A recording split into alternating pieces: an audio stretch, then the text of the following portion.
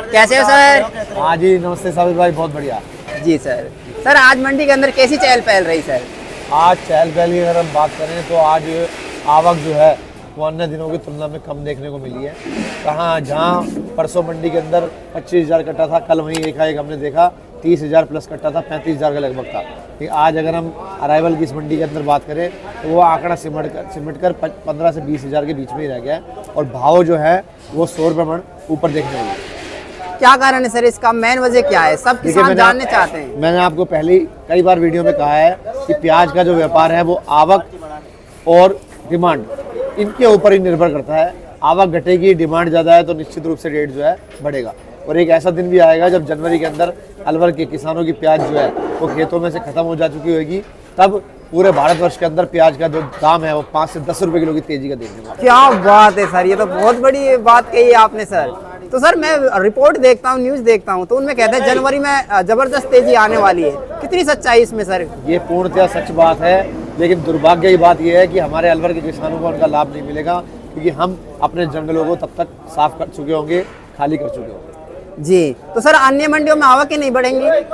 अन्य मंडियों में आवक बढ़ेगी तो उसके साथ साथ जो है मांग भी समानांतर रूप से बढ़ेगी। जब मांग बढ़ती है तो निश्चित रूप से जो है भावों के अंदर तेजी देखने को मिलती है। अलवर जो है एक बहुत बड़ी मंडी देश के अंदर लाल प्याज की मानी जाती है और जो 2 से 3 महीने पूरे भारतवर्ष के अंदर प्याज की आपूर्ति करती है। लेकिन जब इसका सीजन खत्म हो जाता है तो पूरा भारत जो है नासिक और एमपी के ऊपर ही डिपेंड हो जाता है। और जब जैसा हमको सुनने में मिला है कि बांग्लादेश के अंदर एक्सपोर्ट बढ़ रहे हैं, वहाँ पे उनकी प्याजों को अपनाया जा रहा है, उनके साथ साथ नेपाल भी प्याज जा रही है और म्यांमार भी प्याज जा रही है। क्या बात है सर। जो बाजार हैं वो मुझे ऐसा लगता है कि आगे आने वाले दिनों में अच्छे रहने की उम्मीद। तेजी के आसार दिखते हैं। बाकी तो मंडी की कुछ नहीं कह सकते सर। बिल्कुल, क्योंकि आज भी आपने देखा होगा इस मंडी के अंदर 1000 से ऊपर भी बहुत सारे लाट बिके हैं। 1100, 1200 और 1300 तक का भी आंकड़ा किसी न किसी फड़ पे छुआ है, जैसा मुझे सुनने में मिला है।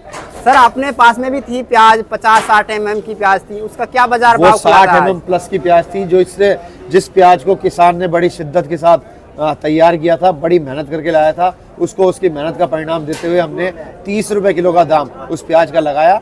और मण की बात करें सर? मण की अगर बात करें तो 1200 रुपए मण प्याज वो बिकी है। अगर ऐसी प्याज ही अगर और भी किसान भाई लेके आते हैं तो हम एक ही लाट नहीं, ऐसे 10 लाट लगातार 30 रुपए किलो बेचने का दम। क्या बात है सर, क्या बात है। अगर क्विंटल की बात करें क्या भाव पड़ता है वो? 3000 रुपए कुंटल पड़ता है वो। क्या बात है। 3000 रुपए कुंटल, 1200 रुपए मण और 30 रुपए किलो, तीनों एक ही बात है।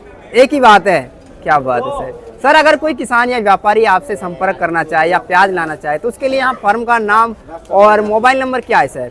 देखिए, जो कोई व्यापारी और किसान भाई हमसे जुड़ना चाहे, हमारी फर्म पर प्याज लेना चाहे, तो सीधा स्टेशन के पास ये प्याज मंडी पड़ती है। और देखिए सामने सूरज भगवान जब सुबह उदय होता है तो सीधा यही दर्शन देता है, यही देता है, यही देता है। और ये बोर्ड है, और ये बोर्ड लग रहा है, आप सीधा यहाँ पर आ सकते हैं। हाई मास्क लाइट के पास आसाराम जी प्याज कंपनी, सोराबाई प्याज कंपनी। अच्छा ये वाली लाइट? हाँ ये। अरे सर मेरे को तो आज ही पता चला इस लाइट रात में ये अंधेरा करती है और दिन में ये उजाला करता है। क्या बात है सर। तो ये हमारी निशानी है, आप सीधा आ सकते हैं। ये बोर्ड पे नंबर लिखे हुए हैं 96 10 16 19 97। इन पर संपर्क कर तेजी मंदी के भाव, प्याज के बारे में उचित जानकारी, इसको लगाने का समय, कौन सा बीज, कौन सी खाद, यहाँ तक की जानकारी भी हम आपको देंगे। इसके साथ साथ कोई अगर सरकार के द्वारा चलाई गई योजनाओं के बारे में पता करना चाहते हैं, वो चाहे राजस्थान सरकार की योजना हो चाहे केंद्र सरकार की हो, बिना किसी लाग लपेट के, बिना किसी स्वार्थ के, हम चाहे वो किसान हमारा हो चाहे किसी भी आड़ती का हो, उसको हम बताने का जो है मंशा रखते हैं। और ये सेवाभावी काम हम हमेशा करते रहते हैं और करते रहेंगे। क्या बात है सर। सर आपकी हर एक रिपोर्ट में सच्चाई होती है और आप जो भी निष्कर्ष निकाल के लेके आते हो ना, उसका निचोड़, उसमें 110% सच्चाई होती है। यही वजह है कि मैं आपकी रिपोर्ट हर दूसरे तीसरे दिन लेता हूं सर। देखिए, हमारा जो मकसद होता है वो किसी को गुमराह करने का नहीं, अपितु हमारे जो आंकड़े हैं उनसे किसी को लाभ मिल जाए और वो भी किसान को लाभ मिले। कि किसान जब मजबूत होगा, उसको जब लाभ मिलेगा तो वो आर्थिक रूप से सक्षम होगा, और जब किसान इस देश के अंदर सक्षम होगा तो निश्चित रूप से भारत को जो सोने की चिड़िया पुनः बनाने का जो हम संकल्प लेकर हमारी सरकारें काम कर रही हैं, चाहे वो पक्ष हो चाहे विपक्ष हो, वो तभी सपना जो है वो आधारभूत रहेगा जब हमारा किसान जो है मजबूत होगा। और उसी दिशा में हमारा जो लेश मात्र एक सहयोग है केवल आंकड़े प्रदर्शित करने का, वो हम कोशिश करते हैं कि हमारे आंकड़े सही साबित हों। जो पिछले कई रिपोर्ट में जाके पता लगा है कि 75 से 80% तक हमारे आंकड़े सही भी होते हैं। ये ईश्वर की कृपा का कमाल है और हम इसी तरह आपको जानकारी देते रहें और आप हमसे जानकारी लेते रहें और जितने किसान हैं आप पर यही विश्वास बनाए रखें हमारा। सर आज तो मेरे मन में ना राजनीतिक सवाल है वो करने का मन कर रहा है और मैं आपसे पूछना चाहता हूँ सर, आपके जब चुनाव आपके चैनल और आपको भी जी सदैव छूट है, आप किसी भी विषय पर कभी भी मुझे डिबेट के लिए आप आमंत्रित कर सकते हैं और किसी भी शब्द आपके क्वेश्चन का जो जवाब है मैं निश्चित रूप से देने को हमेशा तैयार रहूंगा, तो चाहे वो सामाजिक पृष्ठभूमि हो, चाहे राजनीतिक, चाहे व्यापारिक दृष्टिकोण। तो स्टार्ट करते हैं सर। जैसे ही चुनाव होते हैं सर, छोटा ही चुनाव लेके चलो, सरपंची का ही लेके चलो, उसमें लोग 100-200 500 रुपए के लालच में आगे नहीं। सरपंच है पैसा लुटाता है 5 लाख 10 लाख रुपए और जीतने के बाद में फिर उनको रिकवर करता है, 5 की जगह 10 लाख 20 लाख निकालने की कोशिश करता है और धरातल पे कोई काम नहीं करता है, उनके खिलाफ कोई भी आवाज नहीं उठाता है और बात करते हैं बीजेपी कांग्रेस की, यही मुद्दा रह जाता है। बाकी देखते नहीं है कि छोटा काम जहां से स्टार्टिंग हुई है सरपंच से, वो हमारे हक में कितना काम कर रहा है सर। आबिर भाई ये आपने बहुत अच्छा विषय उठाया है, लेकिन मैं इसके अंदर पिछले 10 साल का अगर आपके सामने आंकड़े प्रदर्शित करूं तो ये पूरा जो भ्रष्टाचार का जो मुद्दा, जैसा आपने बताया कि वोट देकर जो नोट के बदले वोट लिए जाते हैं, ये सब उन क्षेत्रों में होता है जहां पर साक्षरता दर जो है वो निम्नतम दर है। पिछले 10 से 15 वर्षों के अंदर सरकारों ने, चाहे वो किसी की भी सरकार रही हो, भाजपा की रही हो, चाहे कांग्रेस की रही हो या वर्तमान सरकार जितना भी अच्छा काम कर रही है, आपने देखा होगा शिक्षा के ऊपर पूरा जोर दिया जा रहा है। आज हर व्यक्ति, चाहे मजदूर का बेटा हो चाहे किसान का बेटा हो, हर व्यक्ति ये चाहता है कि वो हमारा काम ना अपना कर एक इज्जतदार ओहदे पर बैठे और देश को चलाए, शासन प्रशासन की काम करे। वो इस विषय में, इस दिशा के अंदर हर वर्ग जो काम कर रहा है और निश्चित रूप से आने वाले आप 10 सालों के अंदर एक ऐसा परिवर्तन देखने को आपको मिलेगा कि जो भी पढ़े लिखे युवा हैं वो पैसे के चक्कर में अपने वोट को बर्बाद नहीं करेंगे। जी सर। ये काम वहाँ होते थे जहाँ आदिवासी इलाका था, जहाँ पर साक्षरता दर बिल्कुल कम थी, लोगों को अनभिज्ञ थे कि सरकारें क्या होती हैं, योजनाएं क्या होती हैं, उनको केवल अपना बच्चे पालने से फुर्सत नहीं मिलती थी।